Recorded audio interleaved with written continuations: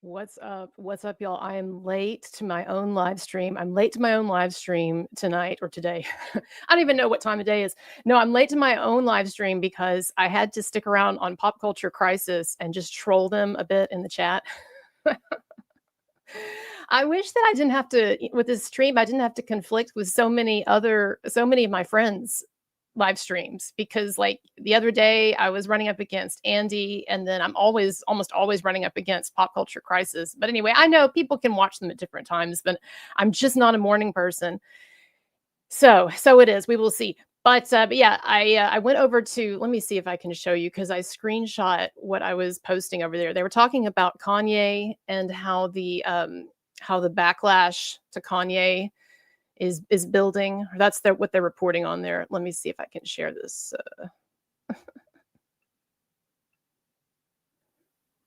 Slides and PDFs. You would think that I would have some idea of how to do basic things. Here we go. 1 second. It's not even going to be that funny. Like, you're going to see it and you're going to be like, okay, that's kind of dumb. Wait, where is it? Desktop. Here we go. I don't even see the screenshot now. Why can't I do basic things? Well, anyway, I just made a joke about being Kanye West's new nitrous dealer. So I didn't realize until I went on Ethan Ralph's show the other day that Kanye West, I've talked before about the rumors, you could say, or it's a little more than rumors, that his dentist, Kanye West dentist, is also basically his nitrous oxide laughing gas dealer. And Milo Yiannopoulos filed a complaint with some government health agency, or I don't know, it was a physician's board or whatever, or dental board, trying to get this dentist in trouble. And he did include what looked to be authentic text, where Kanye is basically begging his dentist to get the nitrous canisters over to his house because he's been waiting too long. And don't you hate it when your dealer takes too fucking long to get the product there? Anyway, but the funny thing is, I didn't know until I went on Ralph's show, and he showed me this. I guess some of you knew this when it happened, that there was a Super Bowl ad that only ran in a few markets, few places. I don't know, maybe urban areas or wherever Kanye thinks people would be more into him or what have you. But he aired a commercial in which he was on laughing gas in his dentist office. He's lying there. You can see some of the tools, I think, dental tools, or you can see the machine, the laughing gas machine. And he's lying there and he is blazed out of his mind. And I don't think he was faking it. I mean, that looked like someone who was really authentically blazed out of their mind. And what was he selling? His Adidas or his own, no, his Yeezy stuff, or that Nazi shirt. I don't know. But anyway, point is, So yeah, apparently Kanye is going to make light of these rumors. I don't care what Kanye does. I don't care if anyone is on drugs or drunk, if they can get their shit done. Like the same thing with Pete Hegseth. I know this is completely off topic, but Pete Hegseth, people are like, oh, he's an alcoholic. Oh, he's an alcoholic. Okay, next, when am I supposed to start getting concerned? It's very possible that a completely drunk Pete Hegseth is preferable to what we had before in the last administration. And I'm not even making some big political pronouncement. I'm just saying that my significant other, is ex-military, ex-army, and knows a lot of guys and ladies who are still in the military and who have just been appalled at the direction that things have taken in recent years, the lowering of standards, trumpeting of extreme political causes, et cetera, et cetera. And so Hegseth is coming in to change that. He already has started doing it. And whether you like him or not, he's effective so far. So he can just, as far as I'm concerned, he can drink up if that's what it takes. Same thing with Kanye West. But I just wish Kanye would get a hold of himself with some of his views and some of his posts. But I don't know. I've talked about this before. I've come to the conclusion that Kanye is just terribly, terribly bored because he's achieved everything and done everything that there really is for him to do other than becoming president. And he tried that. And it didn't work out. So he's just bored. And so I'm not saying that he doesn't have some of these offensive views or whatever, or that people need to be okay with it or anything like that. But I'm just saying that, like, I see a guy who's just constantly just loves to drop bombs and then watch them explode. Right. So anyway, that's my Kanye thing for today. But I don't know where I was going with all of that. Oh, yes, they were talking about that on Pop Culture Crisis, and I was joking about being his new nitrous dealer. But anyways, okay. Hello, everybody. How are y'all doing? And Taylor not Swift, not so Swift says, I don't agree with Kanye or his opinions, but it's unfair to shut down his store and prevent him from earning a living. See, I didn't even know that was happening now because I kind of float in and out with some of these topics. And I am total libertarian, totally into free speech, even if it's offensive speech. And I know people will say, well, this isn't the government shutting him down. But I do agree with you in general, like let the market decide. And if there's a market for this, then that tells us we have other issues to address in society bigger than Kanye, right? So whatever. But hello, everybody. So I wanted to talk about, I might even end up cutting that whole first part out because I really wanted to talk about Blake Lively stuff today. And I do have to go to work, to my real job. I'm a server at a really great restaurant. I don't really want to tell you where, though, because that could cause problems. I just have so many fans, they might mob my restaurant. No, I'm joking with that. And by the way, thank you to my mods. Hello, Vanessa. Vanessa's on the case. Oh, Michael Brown, good to see you. One of my OG fans. See you floating through sometimes. And then hello to my other mods, not here today, but Rebel Bird and Larby and AJ. And yeah, thanks to everybody. My links, by the way, are below in the description if you have any interest in donating or tipping or checking out my other stuff. And if you're new to my show, I have a whole big playlist. No, a big playlist, or it's turning into a big playlist of my Justin Baldoni versus Blake Lively material, but also a ton of videos on all kinds of other subjects. So two things that I want to talk about, because this is going to be a shorter one, probably can only go for like another 30 minutes, but two things I want to talk about. First of all, is anyone sober or awake at Blake Lively and Ryan Reynolds' PR office? I'm serious, not serious, actually. Don't sue me for that. But now that's a joke about Megan Thee Stallion suing someone for calling her an alcoholic.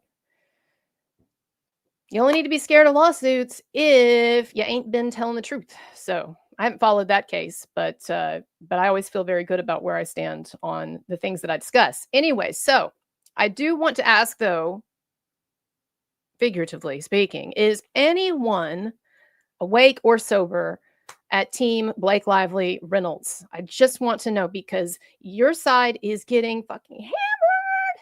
It is getting hammered. And I just don't see many signs of life. I mean, they don't even have an attorney who's going out and talking to the media. That to me is failing, number one. That you've got, if you're Team Lively Reynolds, you're facing Brian Friedman, who is out there all the time doing these shows, cutting it up like a motherfucker, and pioneering this like new hybrid legal PR thing and becoming really the face, not just the legal face or the legal advocate, but really becoming, I think, a significant defender or champion of his clients, Justin Baldoni and Wayfarer, the production studio. You're facing that if you're Lively Reynolds, and you can't get your guy or your lady out there to talk, to say anything. I know they put out some statements, but y'all tell me if I'm wrong. Have I missed something? Have I missed some big press conference that a lawyer for Lively Reynolds has done, or had some big TMZ interview that I'm not aware of? Because I ain't seen it. If they've done it, it's not getting traction because I ain't seen that. What I keep seeing is Brian Friedman over and over and over and over kicking up the shit everywhere he goes on a range of programs. And he's been very democratic, I should say, in his taste, because he's doing some of the more official programs like the Today Show and Chris Cuomo. But then he's also, he's going on Megyn Kelly's show, but then he's also doing TMZ. So it's just as someone who's been watching these Me Too hoaxes now for a while, for 4 years, well, and longer, playing out in public, it's so nice to see a lawyer or a team of lawyers and PR people who really get what the fucking time is. And I'm talking about Team Baldoni.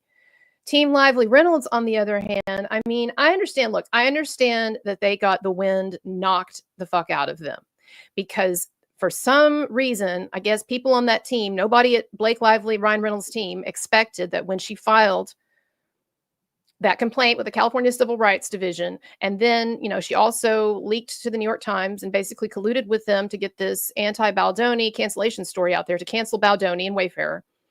Team Lively Reynolds apparently had no idea that they were going to be getting themselves into a dogfight, an extended, multi-year, possibly, unless someone settles, war.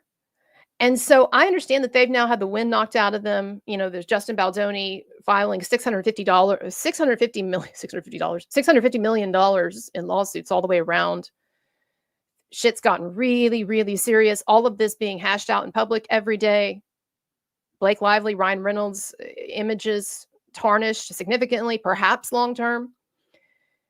I understand that they got knocked back on their feet, so to speak, got the wind knocked out of them. But and look, I don't want them to stand up and start fighting. I'm Team Baldoni, but it is just amazing to see that nothing has really even been attempted yet. Am I missing it? Some big PR push, y'all?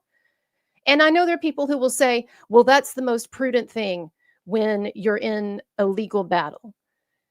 I have some sympathy for that view when it comes to criminal law, if anyone is afraid that they could actually be going to prison for something. But this day and age, these things are meant to be, when we're talking about these kinds of celebrity stories, these things are meant to be played out now, or they need to be played out as much as possible in the public forum. And so to have this kind of conservative view like Team Lively Reynolds seems to have, where they're just basically, they're Brian Friedman and Baldoni's team, they're getting in so many unanswered points. Am I wrong? Tell me if I'm wrong. So Puma Fist says, I'm team fuck all celebrities. Yeah. And I know that there are a number of people who just, again, think this whole thing is Tempest in a teapot. Sorry, I was trying to post you, but I lost my cursor, Puma Fist. I don't know what's going on. We've got another monitor hooked up, because my significant other, he uses this room for music. And so it's all hooked up for that, which is why half the time it doesn't really work for what I'm wanting to do. But anyways, Puma, yes, fuck all celebrities. I get that. And I also get the view that this whole thing is just Tempest in a teapot, again, quote unquote, rich people problems or whatever. But for better or worse, this is a huge story now. This is the culture. And I've always had a view that you can only fight the culture so much. And you can say, people shouldn't care about this. I know this is not you, Puma Fist. Maybe you can say people shouldn't care about this or whatever, and yet they continue to care about it. All right. So I don't know. And like I said, $650 million now in the mix. And this is a precedent for larger issues with Me Too. A lot of people are looking at this and examining this and taking lessons from it that I thought a lot of people had took from Depp versus Heard. But this is kind of an extension of that, or an addition to that. And it also gets into issues of toxic workplace environment. The restrictions on people's behavior and self-expression in the workplace have gotten significantly tighter. Regulations, these sorts of things increased from what they were. And I understand that decades ago, it was a Mad Men era, anything goes. You can hit your secretary on the ass or whatever, right? I never found that to be a terrible trauma back in the day when I occasionally would be at some kind of job. I'm talking like, just basic sort of manual labor type job, and someone would do something like that. Yeah, do you like it? No. Is it annoying? Yeah, but I just never found that to be so traumatizing. But that's the extent of any harassment that I've ever had, which is why I say, like, you can go through life. It's possible. And it's not just entirely luck. Not having these problems besiege you if you have a certain attitude about it, about handling yourself. But that's a whole other topic, and it offends people. Sometimes we'll talk about it later. Anyway, here's my point though.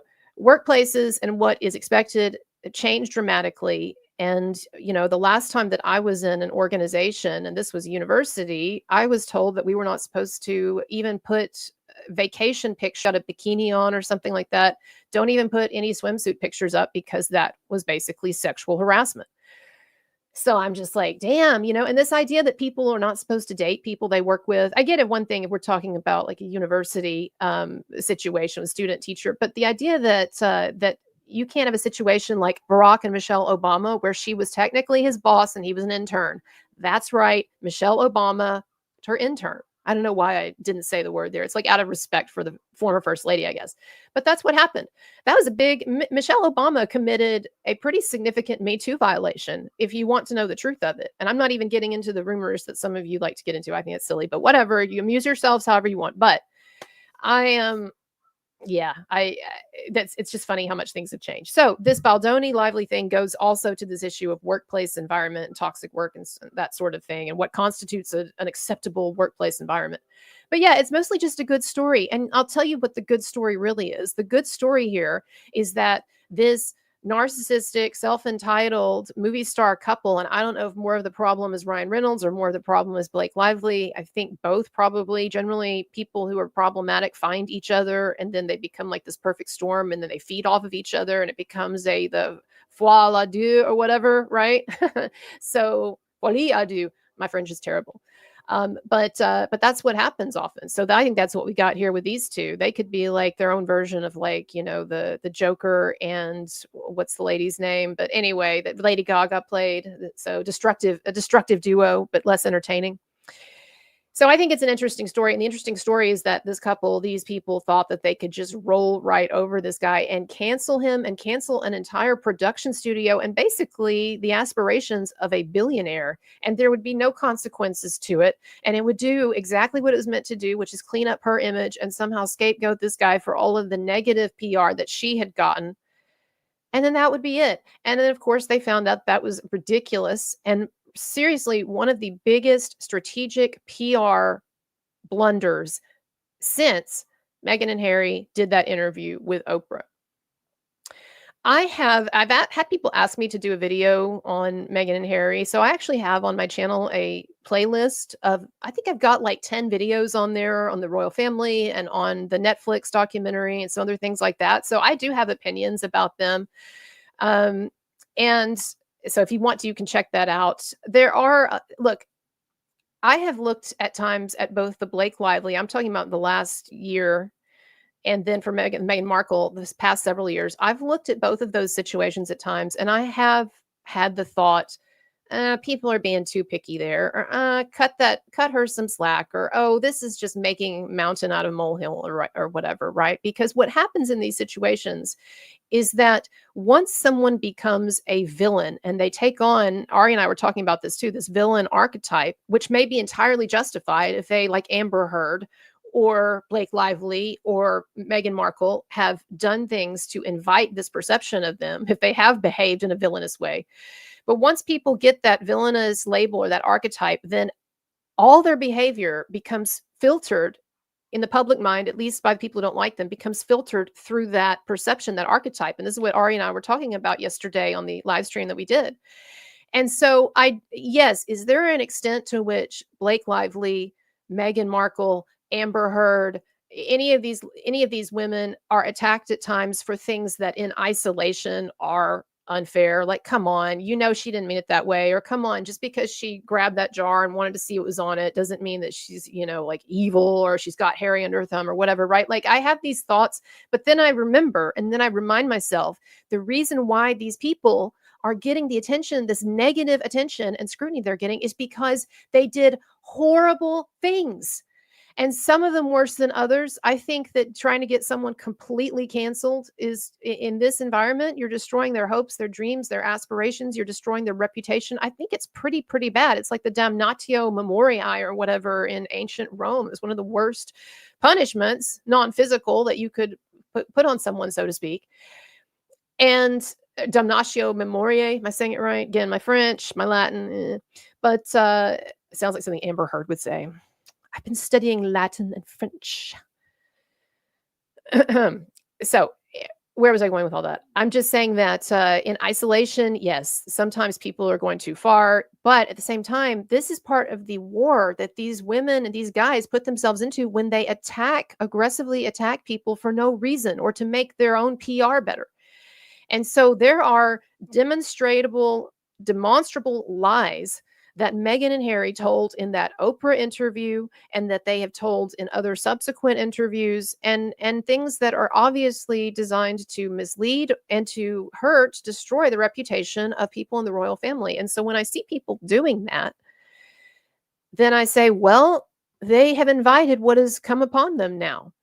And I think that that stuff would stop if people would show, I think that stuff would lessen that kind of criticism if any of these people that we attack, so to speak, or criticize would show any sign of actual remorse or recognition for what they've done, or even a basic, gee, yeah, I did fuck up. I don't know what I was thinking with all of that. I mean, I told early on, the first week of this Blake Lively, Justin Baldoni thing, I told her what she should do, I think, to stop all this and to salvage some sense of her reputation even for years down the road. And so you can check out that video. But of course she's not going to do that. Amber Heard wouldn't do it. And I mean, they just go deeper. It's their psyches that compel them to just go deeper and deeper and deeper until they run themselves into the ground. And that really is what's going on with Team Lively Reynolds right now.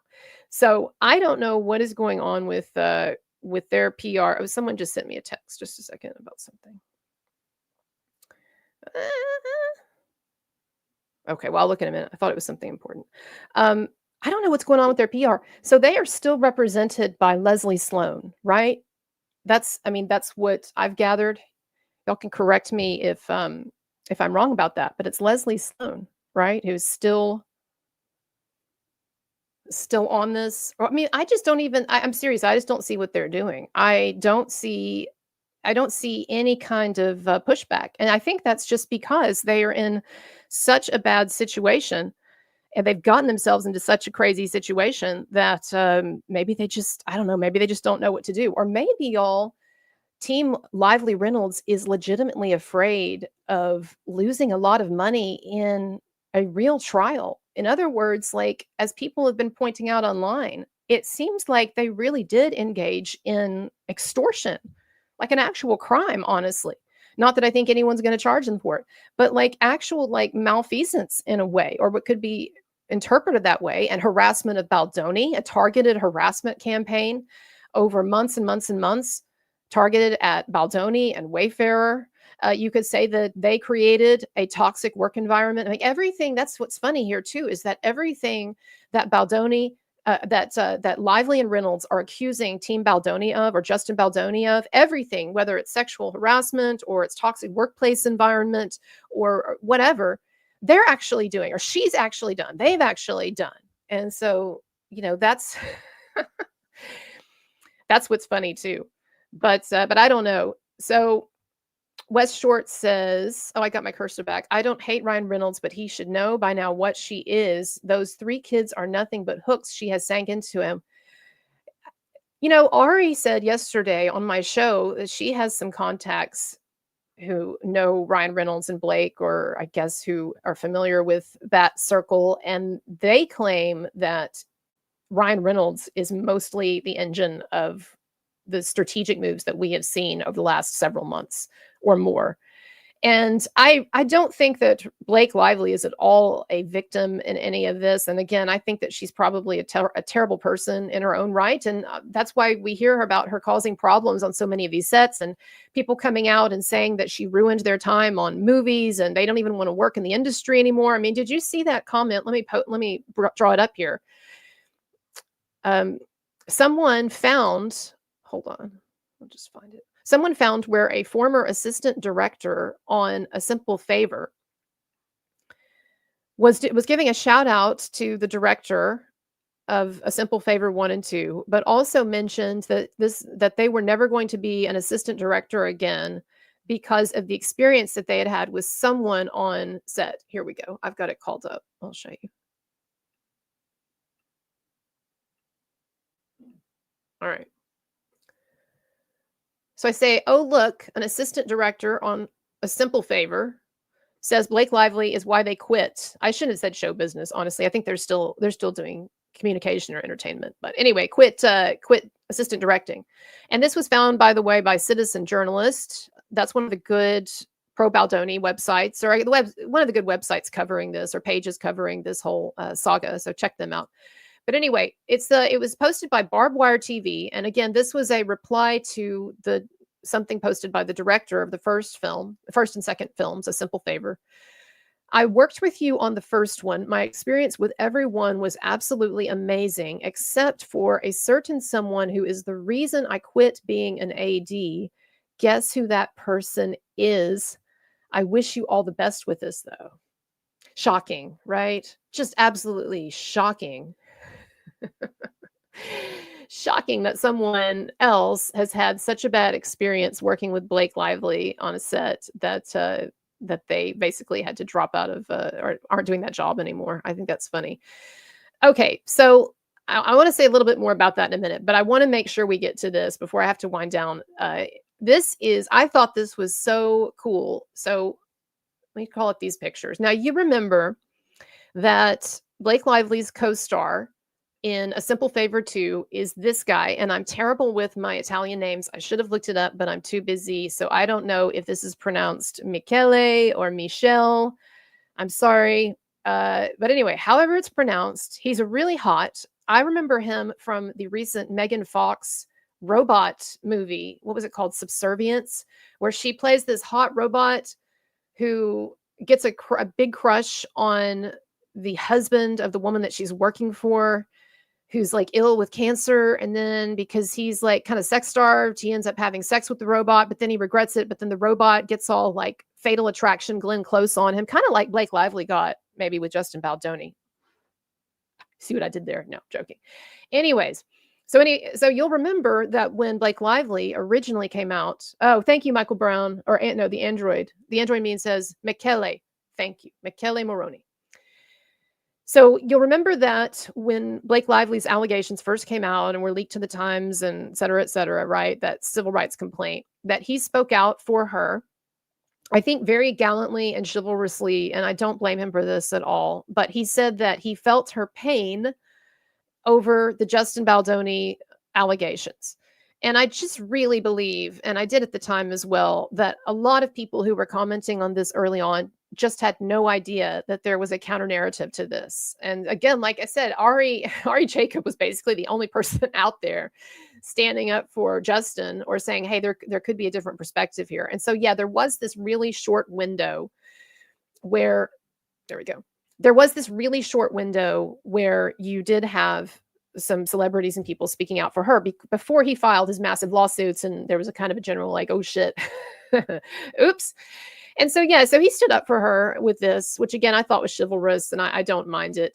And then remember not too long ago, he posted on his IG this, and it was him with Ryan Reynolds and Blake Lively, and they had met up. I don't know if they met up in Europe, or Ryan Reynolds is over there, right? Or what. But anyway, he had posted this. And again, nothing referring to the Justin Baldoni stuff, just saying, hey, what's up? Some people were speculating that this was a little, maybe on Blake Lively's part, Ryan Reynolds' part, just slightly bit staged.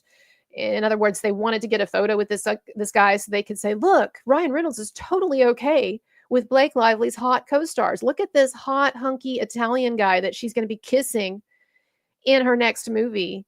And look how I'm just here hugging him next to him. I'm totally okay. Honestly, does he look totally okay in the face, though? I have to say, I've never actually looked at this before carefully.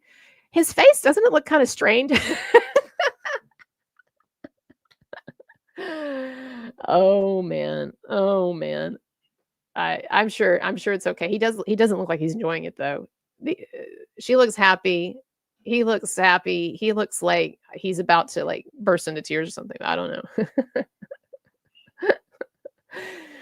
Oh man, High Priestess Empress vibes. I don't know which case you're talking about right now, but you said I'm holding space for credible evidence that is actually part of the case. That's fine. I'm never going to begrudge anyone for doing that. I really am not. I really am not. I get annoyed when people sometimes attack me on or criticize me on the Baldoni thing and say you're jumping the gun, because I really personally feel like I have enough to see which way the wind is blowing on this and where it's going to blow and who's going to be vindicated. But I respect people who say, this has not reached my level of satisfaction with evidence. I'm waiting. That's fine. Presumption of innocence is above all what I champion. And so I have no problem with that. Okay. But anyway, Meat Popsicle says maybe a little high. Well, he does. He looks like it. He just looks like he's not having a good time. But anyway, but the point is that Michele posted this. And so anyway, today I woke up to this. And by the way, these are individual posts that Michele, or individual photos that Michele posted on his Instagram last night or today, and they've been put into a collage here by one of the great Marilyn Manson, pro Marilyn Manson accounts, the Red Carpet Grave. That's on Instagram, so you can check them out there if you want to see a bunch of like cool Manson videos. Manson is touring in Europe right now. He is back on tour. For all the people who said Marilyn Manson is finished, he's canceled, he's never going to tour. There were so many people dancing on his grave several years ago. Well, he's been vindicated. The entertainment industry and all these people in the industry know that the guy is actually innocent and it was a Me Too hoax. And so he has been touring now in the US, and he's touring to sold out venues in Europe again. And so he was in Milan, and apparently Michele Morrone is a long-term, lifelong Marilyn Manson fan from childhood. That Michele kind of considers himself, or used to consider himself, kind of goth, which is, I'm told, is interesting or a bit unique for Southern Italy. And so, and I'm also told that he stood up. This is not his first time to stand up for Marilyn Manson, so to speak, but that he stood up for him also publicly some time ago and made some kind of a statement, was quoted. I'm going to try to find that. But here's my point. It takes a lot of courage, even now, even after the charges, even after no charges have been filed in any case, and Marilyn Manson has been totally officially cleared by the LADA, even though there's so much evidence that has come out in the last years, in the last 4 years, showing that this was a hoax and all of that, it still takes a lot of guts for someone to post this on their Instagram. And it was a big Instagram post. It's not just a story. It's not just what Blake Lively and Ryan Reynolds got, a single day story. This guy put a multi-picture post on his actual Instagram page. And so again, takes some courage, and I appreciate him doing that. And again, it's just another indication that Marilyn Manson is back. He's doing great shows. I'm going to get some of the best tour moments at the end of tour, toward the end of tour, and I'm going to string them together and show you how awesome his tour has been and the caliber of show that he is putting on now, that he's putting out there, way beyond what he was doing several years ago before he got canceled. He's really upped his game, and it's impressive. And so anyways, I am going to be reporting on that, on this successful European tour, a bit later. But I thought this was so cool. And to me, it makes it more meaningful, actually, that this guy had stood up for Blake Lively, Michele Morrone, even though now in hindsight, it looks like the wrong move and we've learned a lot of stuff and all that. But the fact that this guy stood up for her then, but now is standing up for Manson, it shows that this is, to me, it shows that this is someone who does try to look at particulars of the situation and doesn't just jump on every Me Too train there is, because this is still one of the big Me Too cases. There's still a number of people who think, despite the evidence and what's happened, that Manson is guilty. So it does take a lot of guts for Michele Morrone to do this. And we'll see, what happens when it's time to promote A Simple Favor 2. But I imagine what you're going to see from Michele Morrone is that he's going to keep his mouth absolutely shut going forward on anything related to Baldoni versus Lively, because there's really no good move in that. If he speaks out in some way against Blake Lively, that'll look absolutely terrible. And then on the other hand, if he speaks out against Baldoni, well, hopefully by now he knows that that's not the right move. So anyway, but this is a really cool story. I am so grateful to him that Michele Morrone had the guts to post this. They're fabulous pictures too, particularly this one where he's leaning over Manson. That's really cool. And also, I just want to say, some other big stars in Italy have been coming out for Manson and came out to the Milan show. Agia Argento, one of the big stars in Italy, female stars, and of course the daughter of the famous director Dario Argento and so forth. She also was a major Harvey Weinstein accuser. She's been posting pictures with Manson. I mean, she's been supporting him. He's a friend of hers. They did a movie together. She's been supporting him for years now, which takes a lot of guts. And of course, she's good friends with Rose McGowan, and Rose McGowan now, if you haven't paid attention, in the last couple of years has come out in support of Manson as well. It's not gotten a lot of publicity, but she's been consistently claiming for years that he never did anything abusive to her and that he was sweet and kind and not the stereotype that people believe. And then a year or so ago, she came out also in a podcast and said that she had been bullied by Evan Rachel Wood supporters to come out against Manson and to support these supposed survivors, and that in hindsight it was very unfair and it was a lot of pressure on her, and she wants to reiterate that she's never had abusive experiences with Manson, which is the same thing that his ex-wife Dita Von Teese says, and his current wife, and some ex-girlfriends and lovers that I've interviewed on my channel. So case closed on this for me, as far as I'm concerned. But thank you, Michele Morrone, for standing up for him. And hope if you haven't, Michele, look a little deeper into the Justin Baldoni lawsuit and claims, just so that you know who you're dealing with Blake. I don't want to see you get in any trouble around that viper of a woman. That's all I'm going to say. So I'm worried about you, Michele Morrone, being in such close proximity to Blake Lively. You might catch a case of Me Too. Anyways, but I hope not. God willing. All right. Have I missed any super chats? I don't think I have. It's chill day today, but we've got 300 people watching. Thank you for that. We had with Ari yesterday, we had over 600 at one point. That's a lot for my little channel. It is. So we'll definitely have to have Ari on again, and I will, I think tomorrow when I have more time, open this up to those of you in the audience who might